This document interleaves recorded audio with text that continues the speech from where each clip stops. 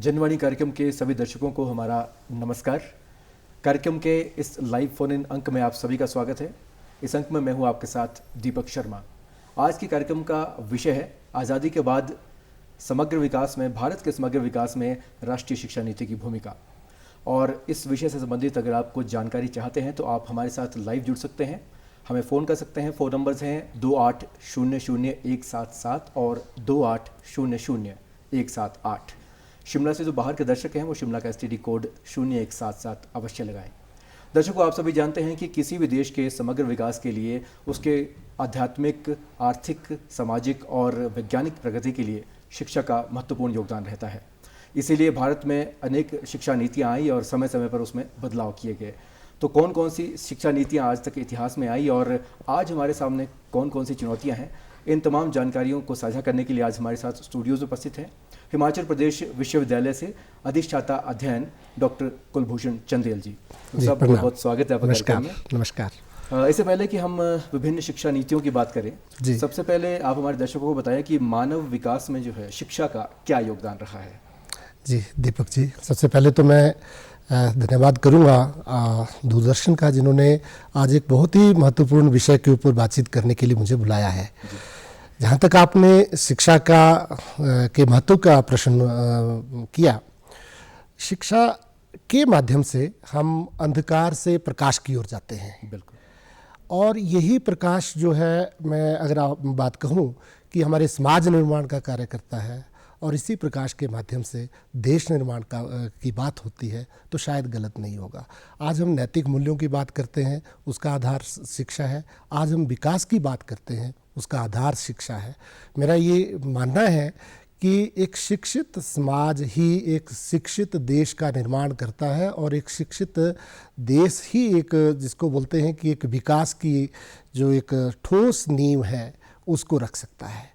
तो इस नाते से अगर देखें तो शिक्षा निश्चित रूप से किसी भी समाज की, किसी भी देश की जान है, प्राण है, जो अंधकार से प्रकाश की ओर ले जाती है। बिल्कुल सही आपने कहा। मानव विकास की अगर श्रृंखला की बात करें तो इसमें शिक्षा का महत्वपूर्ण योगदान, एक महत्वपूर्ण कड़ी इसमें है। जी। अगर हम बात करें इतिहास की, और इतिहास में कौन कौन सी शिक्षा नीतियाँ आई हैं और किस तरह से भारतवर्ष में प्रगति का प्रयास रही। जी, आपने महत्वपूर्ण प्रश्न किया दीपक जी।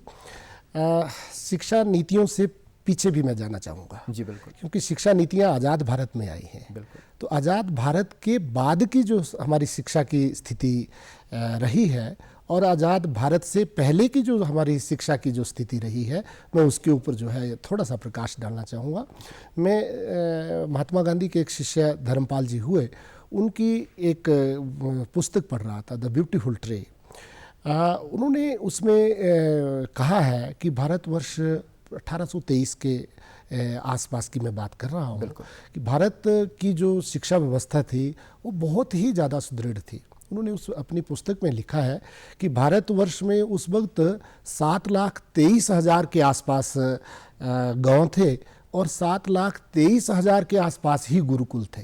कहने का तात्पर्य क्या था कि उस वक्त की शिक्षा व्यवस्था में हर गांव के ऊपर एक गुरुकुल हुआ करता था, जो शायद आज तक हम नहीं बना पाए हैं। तरह से संपूर्ण शिक्षा। जी। अभी देखें, आगे मैं थोड़ी सी इस बात को समाप्त करना चाहूँगा। उस वक्त जो शिक्षा दर जो हमारी मानी जाती थी, 97% के आसपास जो थी शिक्षा दर थी। और जहाँ तक हम SC/STs की भी बात करते हैं, 84% के आसपास उस वक्त की शिक्षा दर थी। बहुत बड़ा प्रश्न सामने आता है कि शिक्षा की दृष्टि से इतना संपन्न देश कैसे एकदम शिक्षा की दृष्टि से काफ़ी पीछे चला गया। जी बिल्कुल सही बात। ये उसी किताब में जो थे आगे विवरण मिलता है, जहाँ लॉर्ड मैकेले का भारतवर्ष में भ्रमण होता है और वो एक 2 फरवरी 1835 को एक पत्र लिखते हैं, जिस पत्र में लिखा है कि मैंने पूरे भारतवर्ष का भ्रमण किया, मैंने एक भी व्यक्ति ऐसा नहीं पाया जो चोर हो, मैंने एक भी व्यक्ति ऐसा नहीं पाया जो अशिक्षित हो, मैंने एक भी व्यक्ति ऐसा ना पाया जो भ्रष्टाचारी हो। ये उस वक्त 1835 में उस अंग्रेज द्वारा लिखी हुई उस पत्र के माध्यम से मैं आपको बताना चाहता हूँ।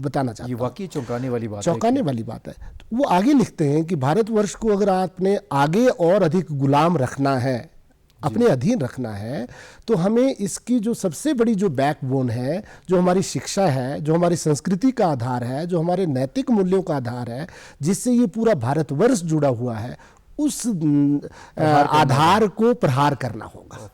और उन्होंने सबसे पहला प्रहार जो किया वो हमारी शिक्षा के ऊपर तो किया। अंग्रेजों का जो एक तरह से मकसद था कि हमें उन्हें गुलामी में रखना है, हिंदुस्तान को गुलामी में रखना है, इसीलिए उन्होंने उस शिक्षा नीति को अपनाया। हाँ, और उस वक्त जो वो फिर एजुकेशन एक्ट लाए, जिसको जो उसके माध्यम से ये तय किया गया कि शिक्षा जो है वो सबका अधिकार नहीं है, और एक पीढ़ी को बिल्कुल इसमें से अलग कर दिया गया, जिसका आज तक वो भारतवर्ष जो है भुगतान कर रहा है। मेरा कहने का तात्पर्य क्या था कि एक ऐसा शिक्षित भारत जो पूरे दुनिया को जो था शिक्षा देता था। अब नालंदा और तक्षशिला जैसे जहाँ पर विश्वविद्यालय थे, होनसान, फाइयान जैसे जिनका विवरण आप इतिहास की किताबों में पढ़ता है, ना जाने ऐसे कितने और लोग आकर के यहाँ पर आकर के शिक्षा ग्रहण करते थे।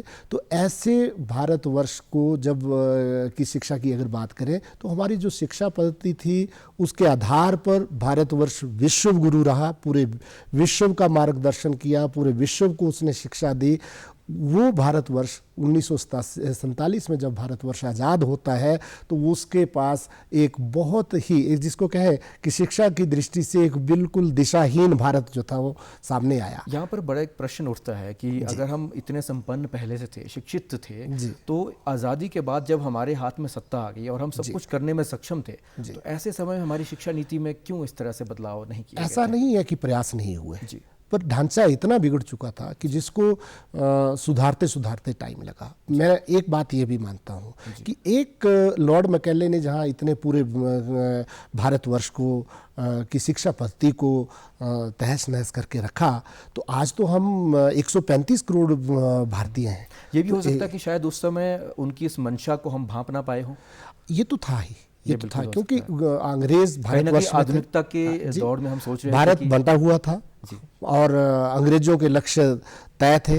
उनको मालूम था कि भारतवर्ष को लंबा अगर गुलाम रखना है तो इसकी जो बैकबोन है उसके ऊपर प्रहार करना पड़ेगा, और उसी का नतीजा हुआ। पर ये निश्चित रूप से जो हमारी जो शिक्षा नीतियाँ आई वो बहुत अच्छी थी। 1968 की शिक्षा नीति आई, मैं खुद अपने आप उन दौलत सिंह कोठारी जी का, DS कोठारी जी का ड्राफ्ट पढ़ रहा था, तो उस ड्राफ्ट में उन्होंने लिखा कि बहुत से प्रयास हमारे शिक्षा नीतियों को सुधारने के लिए हुए। राष्ट्रीय शिक्षा नीतियाँ बहुत आई हैं हमारे पास, लेकिन शिक्षा हमारी राष्ट्रीय नहीं हो सकी। ये उनका एक अपना वक्तव्य, बीच में एक लाइन उसमें देखने को मिली है मुझे, जो चौंकाने वाली भी लाइन थी। पर निश्चित रूप से जब 1968 में आई, फिर उसके बाद 1986 में आई, फिर जाकर के 2020 में आई। मैं ये नहीं कहता कि उन शिक्षा नीतियों में कोई कमी थी। 1968 की शिक्षा नीति बहुत अच्छी थी, 1986 में भी बहुत अच्छी थी, पर कहीं ना कहीं जो कमी रही, वो कमी थी वो क्रियान्वयन के ऊपर का जो अभाव था। मैं 1986 की शिक्षा नीति का खुद भी गवाह हूँ। 1992 तक तो हमें ये भी मालूम नहीं पड़ा था कि कोई राष्ट्रीय शिक्षा नीति के नाम से भी या शिक्षा नीति के नाम से कोई शिक्षा नीति है। तो जब 6 साल तक हम ये भी नहीं जान सके कि कोई बहुत अच्छी शिक्षा नीति आई है। मैं ये नहीं कहता कि शिक्षा नीति में कोई कमी थी, पर लेकिन 14 से 15% शिक्षा नीति का ही इम्प्लीमेंट हो पाया, जिसका परिणाम आज आप देख रहे हैं। हम आज भी पूरे विश्व में अपना लोहा बनाने में कामयाब हुए हैं। सिर्फ 15% जो हमारी शिक्षा नीति का इम्प्लीमेंटेशन हुआ था, अगर कहीं वो 100% होता तो हम कहाँ पहुँच गए होते। 2020 से पहले आपने कहा कि 2 बार जो है शिक्षा नीति में बदलाव किया गया था, तो जब भी बदलाव किया जाता तो पहले से सुधार उसमें किया जाता है। तो ऐसा क्या कारण रहा कि दूसरी बार शिक्षा नीति में बदलाव आने के कारण भी हम उस आंकड़े को नहीं छू पाए जो हम चाहते थे? हमें देखें, मैंने पहले भी कहा कि शिक्षा नीति में कोई कमी नहीं थी, कहीं ना कहीं इम्प्लीमेंटेशन स्टेज में कमी थी। 2020 की जो शिक्षा नीति आई है, इस शिक्षा नीति में सबसे पहले हमने जो भारत सरकार को मैं धन्यवादी भी हूँ, भारत सरकार का, हिमाचल प्रदेश सरकार का भी, बाकी सरकारों का भी, कि उन्होंने सबसे पहले पब्लिक अवेयरनेस का काम किया। सबसे पहले जैसे मान लो शिक्षा नीति को जो इम्प्लीमेंट करना था, तो उन्होंने उस शिक्षा नीति को इम्प्लीमेंट करने के साथ साथ में पूरी जो इम्प्लीमेंटिंग एजेंसीज थी उनको चौकन्ना किया, चौकस किया, उनको तैयार किया, उनके माध्यम से ही उसको इम्प्लीमेंट करना था। ये अलग बात है कि बहुत से बदलाव हमारे अब 1986 के मुकाबले अभी आपको देखने को मिलेंगे। अगर चर्चा में अगर आगे ये बात हुई तो निश्चित रूप से 1986 के मुकाबले में अभी बहुत से बदलाव भी आए हैं, पर 1986 के जो शिक्षा नीति थी वो उस वक्त की जरूरतों को ध्यान में रख करके बनाई गई थी। 2020 की जो शिक्षा नीति है इसको अपडेट करते हुए, आज के बदलावों को ध्यान में रखते हुए, आज की जरूरतों को ध्यान में रखते हुए बनाई। हम इसी बात पे चर्चा कर लेते हैं कि जो पिछली शिक्षा नीति थी और अभी आज की जो नई शिक्षा नीति है, क्या उसमें खास तौर पर अंतर दिखता है? बहुत सुंदर प्रश्न आपने किया, क्योंकि हर एक जिज्ञासु ये जानना चाहेगा कि 1986 और 2020 की शिक्षा नीति में क्या परिवर्तन इसमें हमें देखने को मिला है। इस शिक्षा नीति का जो मुख्य केंद्र है वो भारतीयता है। बिल्कुल सही। ये भारत बोध कराती है, भारत बोध करवाती है, भारत को केंद्र में रख करके इस शिक्षा नीति का निर्माण हुआ है। ये होलिस्टिक डेवलपमेंट की बात करती है, किसी बच्चे के 360 डेवलपमेंट, डिग्री डेवलपमेंट की जो है इस शिक्षा नीति में बात की गई है। ये शिक्षा नीति एक ऐसी शिक्षा नीति है जिस शिक्षा नीति ने जो वोकल फॉर लोकल की बात की है। जो मान लो अगर आप बात करें कि हमारा जो लोकल कंटेक्स्ट में कोई डाइवर्सिटीज जो इतनी समृद्ध हैं, उन समृद्ध डाइवर्सिटीज को आगे लाने की बात कही है। अभी भारतीय ज्ञान परंपरा, जो जितनी ज्ञान परंपरा है उसको हमने पाठ्यक्रमों का उसका आधार बनाया है। अब देखें, अगर इन सारे करिकुलम्स को करने के बाद साथ ही साथ हमने शिक्षा के जो भारत सरकार का जो सबसे बड़ा शिक्षा का जो बजट है वो 6% होना चाहिए या 6% उसको निर्धारित किया, जो आज तक इतिहास में नहीं हुआ। हालांकि हिमाचल प्रदेश में 16% के आसपास तक जो है वो शिक्षा के ऊपर जो है खर्चा होता है, पर भारत सरकार का कुल बजट का 6% होना बड़ी बात है। ये बात करना कि हमारे प्रत्येक इंस्टीट्यूशन, प्रत्येक संस्थान IIT के बराबर होगा, IIM के समकक्ष होगा, ये बहुत बड़ी बात है। प्रत्येक विद्यालय का स्तर नवोदय विद्यालय के स्तर के बराबर होगा, ये बहुत बड़ा बदलाव है। ग्रॉस एनरोलमेंट रेशो को 100% करना प्राइमरी एजुकेशन में बहुत बड़ी बात है, और हायर एजुकेशन में, उच्चतर शिक्षा में ग्रॉस एनरोलमेंट रेशो को 50% तक ले जाना, जो आज की तारीख 2018 में 26.3% है, आज 2000 इसमें 35 में जिसका लक्ष्य जो है 50% लिया गया है, वो बहुत बड़ी बात है। इसमें स्कॉलरशिप्स, फ्री शिप्स की बात की गई है। इसमें दिव्यांगों के लिए, जो दिव्यांग हमारे जो बच्चे हैं उनके लिए एक बहुत अच्छी वैकल्पिक व्यवस्था की गई है। SC STs के लिए इसमें बहुत सुंदर प्रावधान किए गए हैं। स्किल डेवलपमेंट की बात की गई है ताकि बच्चा जो है वोकेशनल एजुकेशन लेकर के रोजगार पर बन सके। आपने बिल्कुल सही बात कही है कि इस बार गुणवत्ता में जो है ख़ास तौर पर ध्यान दिया गया है कि गुणवत्ता जो शिक्षा की, क्योंकि अगर गुणात्मक शिक्षा अगर हमें हमारे बच्चों को भविष्य, जिनका भविष्य बनता है, उनको मिलेगी तो कहीं ना कहीं वो आने वाले समय में उनके लिए व्यावसायिक तौर पर, शैक्षिक तौर पर जो है लाभदायक होगी। रोजगार पर हम शिक्षा की बात करें, जो कि आपने अभी बात कही, रोजगार के लिए किस तरह से ये जो नई शिक्षा नीति मैं इस शिक्षा नीति, इस प्रश्न के इसमें भी थोड़ा सा बैकग्राउंड में जाऊँगा। जी बिल्कुल। विवेकानंद जी ने शिक्षा के 5 प्रमुख उद्देश्य बताए थे। उन्होंने कहा था कि शिक्षा ऐसी होनी चाहिए जिससे बच्चे का मानसिक विकास हो। बिल्कुल। शिक्षा ऐसी होनी चाहिए जिससे बच्चे का शारीरिक विकास हो। शिक्षा ऐसी होनी चाहिए जिससे बच्चे का बौद्धिक विकास हो। उन्होंने चौथे इसमें कहा कि शिक्षा ऐसी होनी चाहिए जिसमें बच्चे का आध्यात्मिक विकास हो, और शिक्षा ऐसी होनी चाहिए जो बच्चे को रोजगार प्रदान करे, रोजगार परक, स्वावलंबी बनाए, स्वावलंबन की ओर ले जाए।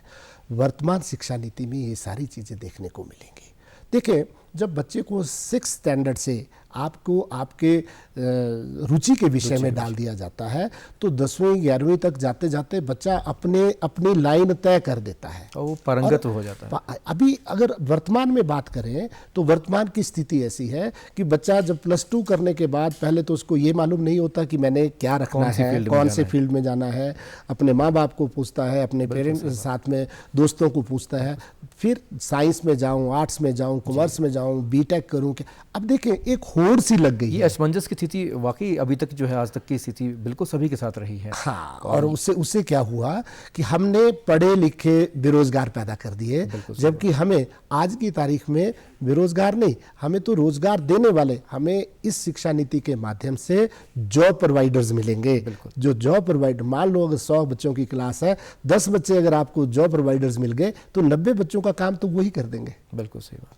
अभी जो वर्तमान शिक्षा नीति है, ये स्किल डेवलपमेंट को आधार रख करके आगे बढ़ेगी। निश्चित रूप से बच्चे का जो जिस विषय में रुचि होगी उस विषय में बच्चा जो है अपने रोजगार को ढूंढेगा, और ये एक आने वाले समय में जो निश्चित रूप से नए भारत के निर्माण में अभी अपनी भूमिका अदा करेगी। आपने कहा कि विवेकानंद जी का कहना था कि सामाजिक और आध्यात्मिक और बौद्धिक विकास होना चाहिए। ये जो नई शिक्षा नीति है किस तरह से फोकस करती है कि इन सभी पहलुओं को टच करना चाहिए? देखिए, एक जो सबसे बड़ी बात क्या है, मैं जो एक मान के चलता हूँ कि बच्चे को सिर्फ शिक्षित ही करना काफ़ी नहीं है। शिक्षित ही का हमें आज तक बच्चे को सिर्फ शिक्षित करते ही आए हैं। बच्चे की समझ डेवलप करना और बच्चे का विवेक जागृत करना वो उतना ही महत्वपूर्ण है जितना आप शिक्षित करने की बात करते हैं। तो वर्तमान शिक्षा नीति के माध्यम से हमें बच्चे के विवेक को जागृत करने का मौका मिलेगा। हमें आज की तारीख में अध्यापक नहीं चाहिए, हमें सिर्फ एक जिसको बोलते हैं कि शिक्षक नहीं चाहिए। इस शिक्षा नीति को अगर लागू करना है तो हर एक शिक्षक को गुरु बनना पड़ेगा, क्योंकि गुरु ही बच्चे के जिसको बोलते हैं कि 360 डिग्री डेवलपमेंट की बात कर सकता है। वो शिक्षित करने के साथ साथ बच्चे की समझ डेवलप कर सकता है और उस समझ के साथ साथ में बच्चे का विवेक जागृत कर सकता है। तो हमें आज अगर हम चाहते हैं कि हमें अर्जुन जैसे आगे शिष्य पैदा करने होंगे, हमें द्रोणाचार्य जैसे गुरु बनने के लिए अपने आप को तैयार करना पड़ेगा। बिल्कुल सही बात आपने कही है। जो आपने अभी बिंदु उठाया कि क्या हमें करना होगा, करणीय बिंदु जो इस तरह से हम कह सकते हैं कि नई शिक्षा नीति को लागू करने के लिए है, उसमें हर एक को अपनी तरफ से जो है मेहनत करनी होगी। क्या क्या कुछ करने की ज़रूरत है सरकारी स्तर पर और इंडिविजुअल स्तर पर? देखें, जहाँ राष्ट्रीय शिक्षा नीति की बात कही जाती है, राष्ट्रीय शिक्षा नीति एक बहुत व्यापक विषय है। बिल्कुल। इसमें अगर कहें कि सिर्फ पॉलिसी मेकर्स अकेले कुछ कर सकते हैं, कुछ नहीं कर सकते। अगर हम कहें कि अकेला एक विद्यालय कुछ कर सकता है, कुछ नहीं कर सकता। हम सबको मिलकर के प्रयास करने पड़ेंगे। सबसे महत्वपूर्ण भूमिका इसमें अध्यापकों की है, सबसे महत्वपूर्ण भूमिका इसमें अध्यापकों की है। मैं ये मान के चलता हूँ कि हमें, जैसे सरकारों ने अपने उच्च स्तरीय कार्यदल जो है अपने गठित कर दिए हैं, तो विश्वविद्यालय स्तर के ऊपर, प्रांत स्तर के ऊपर, विश्वविद्यालय स्तर के ऊपर, फिर महाविद्यालयों के स्तर के ऊपर वो कार्यदलों का गठन करना होगा। हमें अपनी अपनी योजनाएं बनानी होगी कि हमारा 6 महीने का विज़न क्या होगा, 1 साल के लिए हमारा विज़न क्या होगा, 2 साल में हम कहाँ पहुँचेंगे, 3 साल में कहाँ पहुँचेंगे, और कैसे हम 2030-2040 तक जो है अपने इस सारे प्रकरण को, जिसको बोलते हैं कि राष्ट्रीय शिक्षा नीति को संपूर्ण रूप से लागू करेंगे।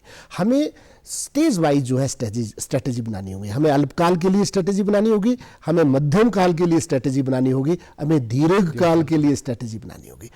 साथ ही साथ मैं एक चीज़ और भी ध्यान में रखता हूँ, हमें जैसे राष्ट्रीय शिक्षा नीति में अगर जैसे बात करें जो तत्काल कार्य बिंदु, जिसको करणीय बिंदु भी कह सकते हैं, प्रत्येक देश, चाहे प्रदेश है चाहे देश है, वो उसका जो शोध और नवाचार उनके ऊपर जो है उसके विकास निर्भर करता है। राष्ट्रीय शिक्षा नीति में इसके लिए बहुत से प्रावधान किए गए। बिल्कुल सही बात है। नवाचार जो है एक तरह से आजकल के दौर में जो है प्रधानमंत्री ने भी इस बात को कहा है, और आने वाले समय में इस जो शिक्षा नीति है इसमें क्या प्रावधान किए गए? मैं मेरे अपनी बात को यहाँ पे थोड़ा सा इसमें ये कहूँगा, क्योंकि देखिए प्रधानमंत्री जी ने जो करना है वो कर दिया है। वो जिसको बोलते हैं कि फंड की स्थापना कर सकते थे, उन्होंने कर दिया, उन्होंने प्रावधान कर दिया। हमें पूरा इंफ्रास्ट्रक्चर देने की बात करते हैं, कर दिया। आगे कार्य हमारा है, रिसर्चर्स का है, शोधकर्ताओं का है। शोध ऐसा हो जो समाज उपयोगी हो। मात्र शोध के लिए शोध करना ये मान्य नहीं होगा। हमें समाज उपयोगिता को ध्यान में रख करके शोध करना होगा। अपने से उत्कृष्ट जो संस्थान हैं उनके साथ हमें MOUs करने होंगे, हमें वहाँ विजिट करना होगा, उनको अपने पास बुलाना होगा, ताकि हमें जो जितनी कमियां हैं हमें उन कमियों को दूर करने के लिए हमेशा तैयार करना होगा अपने आप को। साथ ही साथ जैसे अभी कोरोना महामारी का टाइम आया, तो ऐसे जैसे पेंडेमिक को फेस करने के लिए भी हमें के लिए तैयार रहना होगा। शिक्षा को हम सिर्फ, आप ये कहें कि शिक्षा सिर्फ चॉक एंड टॉक और सिर्फ ऑफलाइन मोड में ही होगी, इसके लिए नहीं, ऑनलाइन मोड में भी अपने आप को तैयार रखना पड़ेगा कि हमें शिक्षा का एक कुछ प्रतिशत ऑनलाइन मोड में भी हो, क्योंकि वैश्विक स्तर तक हमें पहुंचना है। तो कहीं ना कहीं इस तरह की हाँ, मैं आपसे एक बात जरूर करना चाहूँगा, इन सबके लिए हमें सबसे पहले अध्यापकों का प्रशिक्षण, बिल्कुल, संकायों का प्रशिक्षण, जो हमारे जो फैकल्टीज़ हैं उनका प्रशिक्षण, उनका क्षमता निर्माण, इसके ऊपर अभी से कार्य शुरू कर देना पड़ेगा, अभी से। और विश्वविद्यालय ने कार्य शुरू कर दिया है। हम तो इसी वर्ष से इसको लागू करने के लिए तैयार थे, लेकिन कुछ टेक्निकल प्रॉब्लम्स इस तरह से आई कि महाविद्यालय स्तर के ऊपर जब बात हुई तो वहाँ के प्राचार्यों से कुछ सुझाव आए कि हम अभी तक मानसिक रूप से अभी तक अपने आप को तैयार नहीं कर पाए, हमें थोड़ा प्रशिक्षण की आवश्यकता है, आप थोड़ा सा इंतज़ार कर लें, नहीं तो कहीं ऐसा ना हो कि ये शिक्षा नीति हम जिस वे में, जिस ढंग से लागू करना चाहते हैं उसमें कोई कमी रह जाए। तो हमें सबके प्रशिक्षण के ऊपर ध्यान देना होगा। इन सबसे महत्वपूर्ण करिकुलम डेवलपमेंट की बात जहाँ तक होती है, हमें आज से ही हमें करिकुलम डेवलपमेंट के ऊपर फोकस करना होगा। मल्टीपल एंट्री मल्टीपल एग्जिट की बात की गई है, बहुत अच्छे प्रावधान उसमें रखे गए हैं, उन प्रावधानों को अपने करिकुलम का भाग बनाना, इन चीज़ों के ऊपर ध्यान देने की बात है। जी बिल्कुल, आपने सही बात की कि तैयारियां हमें किस किस तरह से करनी है, ये बहुत ज़रूरी, इस बात को ध्यान रखना पड़ेगा। लेकिन इस वक्त चुनौतियां हमारे पास कौन कौन सी है और कैसे हम उनसे निपट सकते हैं? अरे सबसे बड़ी जो चुनौती है, जो सबसे बड़ी जो हमारी, जो मैं आपसे कहना चाहूँगा, शिक्षा नीति तो बन गई है। इस शिक्षा नीति को बनाने के लिए हमें जो एक आधारभूत ढांचा चाहिए, बिल्कुल सही बात। क्या हम उस आधारभूत ढांचे को बना पाए हैं?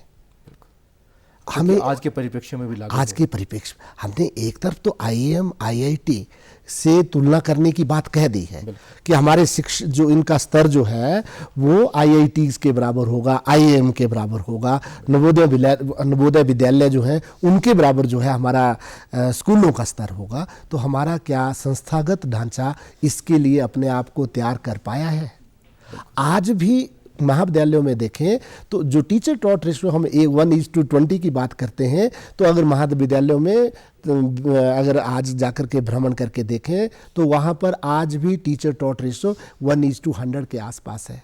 हमें अध्यापकों को पूरी करना बहुत ज़रूरी है, की कमी को पूरा करना पड़ेगा, जो बहुत महत्वपूर्ण है। आज अगर देखें लगभग 86 संस्थान ऐसे हैं जहाँ पर प्राचार्य नहीं है, जहाँ प्राचार्य नहीं है। हम प्राचार्यों की अब्सेंस में, अध्यापकों की अब्सेंस में एक बहुत अच्छी शिक्षा नीति को इम्प्लीमेंट करने की सोचें तो शायद बेमानी होगा। हमें अपने आप को तैयार करना पड़ेगा एक मानसिक रूप से, और वो मानसिक रूप से इस तरह से हमें ये भी देखना पड़ेगा कि राष्ट्रीय शिक्षा नीति में स्वायत्तता की बात कही गई है। क्या सरकारी तंत्र से छुटकारा मिल सकता है? क्या सरकार चाहेगी कि हम अपना हस्तक्षेप कम करें? हम सरकार को भी अपने हस्तक्षेप को कम करने की ओर या ख़त्म करने की ओर मन से तैयार होना पड़ेगा, जिससे इस राष्ट्रीय शिक्षा नीति का पूरी तरह से 100% जो है क्रियान्वयन हो सके। जी।